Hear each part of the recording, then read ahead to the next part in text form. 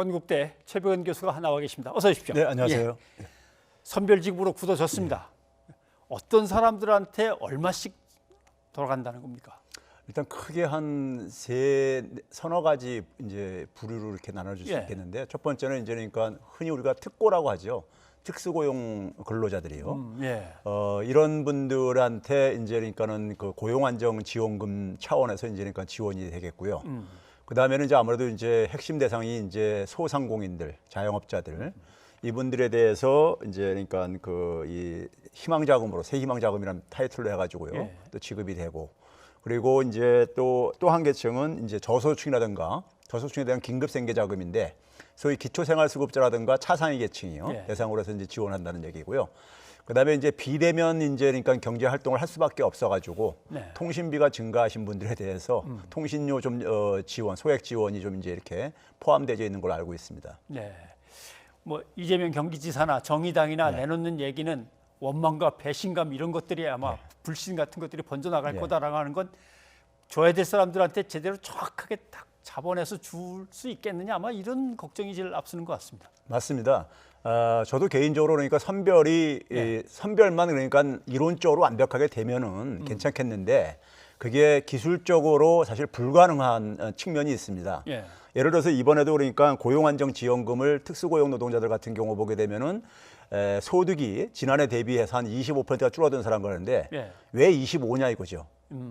그러니까 이게 어떻게 구별을 하는 순간에 거기서 배제된 사람들, 배제. 경계선 상에 있는 사람들은 아무래도 이제 그러니까 그걸 뭐 입증하는 이런 문제들도 있지만은 하여간 그런 구별을 하는 순간에 거기서 배제된 사람이 생길 수밖에 없고, 배제된 사람들이 그걸 이제 그러니까는 하게 되면 소득 역전 현상도 생길 수도 예. 있기도 하고요. 그다음에 이제 마찬가지로 소상공인 자영업자도 매출이 한 10% 줄어든 사람인데 왜 10이냐 이런 숫자도 또 마찬가지로 또 나올 수 예. 있는 것이죠. 그렇죠? 그다음에 이제 기초생활수급자나 이제 예를 들어서 차상위 계층 같은 경우는요. 심지어 뭐냐면 지난해하고 올해하고 전혀 소득의 변화가 없을 수가 있어요. 그렇잖아요.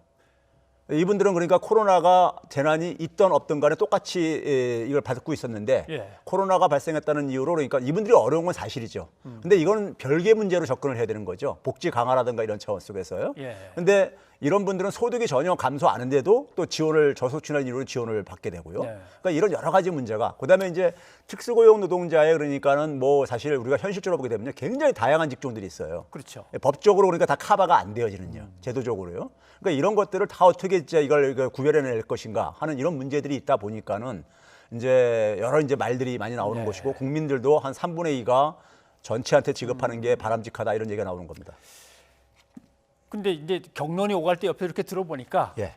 물에 많이 젖은 사람과 적당히 젖은 사람을 어떻게 구별하려고 하느냐. 예. 젖은 거는 다 젖은 거지라고 하는데, 젖은 거하고 빠진 거하고는 또 다르지 않냐. 뭐 여러 가지 나오고, 대통령은 국가재정도 좀 아무래도 좀 어렵긴 어렵고 이번에는 이렇게 다 주기는 어려운데, 한데 국가재정은 조금 이해는 하십니까? 이 부분에 아니요, 대해서? 대통령님께서 예.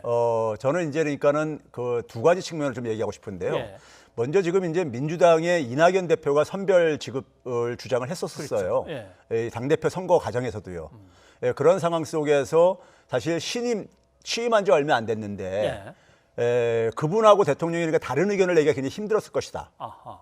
다른 의견, 그걸 브레이크를 만약에 건다면은 사실 당 운영이 굉장히 처음부터 힘들어질 수도 시작부터. 있잖아요. 예. 그래서 이제 그런 측면을 배려했을 거라는 생각이 좀 들고요. 예. 두 번째는 뭐냐면은 제가 가장 이제 안타까운 게 뭐냐면요. 제가 계산을 해봤어요. 지난 1차 때처럼 14조 3천억 원을 줬을 예. 때도 국가 채무 비율은요 0.4%포인트가 증가해요. 근데 이번에 이제 그러니까 7조 대를 주더라도 예. 똑같아요. 예. 왜 그러냐면요. 이번에 주는 거 가지고 소상공인이나 자영업자들이 이걸 반대를 합니다. 왜 그러냐면 이거 결국 임대료 같은 걸 주고 나면 끝난다. 이런 식의 얘기인데요. 예. 근데 우리가 지난번 14조 3천억 원을 지역화폐로 연계시켜서 줬을 경우에는요. 분모인 GDP도 증가시키고 또 세금 수입도 증가시켜가지고 예. 국가 채무 비율은 변화가 없더라 이거예요. 그러면 우리가 7조 원 주는 명분이 기본적으로 재정 건전성 때문에 그렇게 했는데, 결과적으로 그러니까 14조 3천억 원을 주는 거나 똑같은 거라면은 이게 도대체 왜 이렇게 우리가 힘들게 이 선별까지 하면서 이런 선택을 했어야 되는가, 이런 이제 안타까움이 들죠.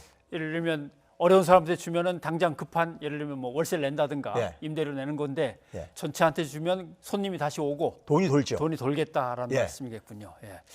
또 하나 걱정되는 것은 받았다가 다시 못 받는 것도 기분이 조금 좀 이렇게 썩 좋을 것 그렇죠. 같지는 않습니다. 그러니까 국민들 입장에서 볼 때는 제가 일전에 한번 얘기했지만은 2분기 가계소득 동향을 보게 되면요. 예. 전체 가계가 상위 10%조차도 1차 재난지원금 지급이 없었으면 소득이 감소했었어요. 그러니까 굉장히 광범위하게 그러니까 영향을 미쳤다는 얘기인 것이고요. 예. 그런 점에서 사실 이런 얘기 하시는 분들이 꽤 있었습니다. 뭐냐면은 이제 좀 세금을 평상시에 좀 많이 내고 있어가지고 불만들이 좀 있었었는데 예. 근데 1차 재난지원금을 받으면서 굉장히 정부한테 굉장히 고마움을 느꼈었고 세금을 낼 어쨌든 간에 의미를 좀 느꼈다고 이제 이런 얘기하는데 예. 근데 이번에 이제 그러니까 배제가 되면서 다시 또 그러니까 이 국민들이 한번 이거 혜택을 한번 받았기 때문에 예. 여기에 대해서 그러니까는 이번하고 1차 때하고 뭐가 다른가 이런 이제 의문을 제기할 수가 있고요. 그리고 배제된 사람들 중에서 상당히 어려운 사람들도 굉장히 많습니다. 의외로 그러니까요. 그런 점에서 이제 국민들 입장 속에서는 국민들은 굉장히 지금 이번 선택에 대해서 제가 볼 때는 여론상으로 볼 때는 전체 지급하는 것이 예. 심지어 그러니까 가장 혜택을 보는 소상공인 자영업자들조차도 전체한테 주는 것에서 선호를 해요. 왜 그러냐면 자기들이 그러니까는 그 한 150만 원 그러니까 1차 때 지원 받은 것들을 소상공인들에 예. 대해서요. 그것보다도 매출액이 2배 이상이 그러니까 늘었다는 거예요. 300만 원 이상이요. 그 전체 예. 지역 화폐로 들어온 수입이요. 그러니까 당연히 그러니까 그걸 더 선호를 하죠. 예, 알겠습니다. 근데 사실 이렇게 골라내는 작업도 상당한 행정력과 행정 비용이 들어가는 맞습니다. 작업인데 추석 전에 가능하겠습니까? 저는 기술적으로 힘들다고 봅니다. 네. 그러면 일단은 그러니까 이제 급한 사람, 예를 들어서요. 특수고용 노동자에 대해서 그러니까는 그 지원을 받아가지고 심사를 한 게요. 6월 1일부터 7월 20일까지 진행됐었습니다. 근데 그분들 그 제출하신 분들이 지원하신 분들 중에 상당수가 아직도 심사가 안 끝나가지고 아직 받지도 못하고 있어요. 예. 지금도요, 그러니까요. 지금까지도요. 그러면 2차 같은 경우가 지금 이제 그러니까 시작을 해가지고 어떻게 이게 그러니까 추석 전에 끝날 수 있겠습니까? 예. 알겠습니다. 이것은 뭐 아무튼 서둘러서 집행을 하려고 애를 쓰겠습니다만은 진행되는 경과를 좀 봐야 되겠군요. 예. 최 교수님 오늘 고맙습니다. 네, 감사합니다.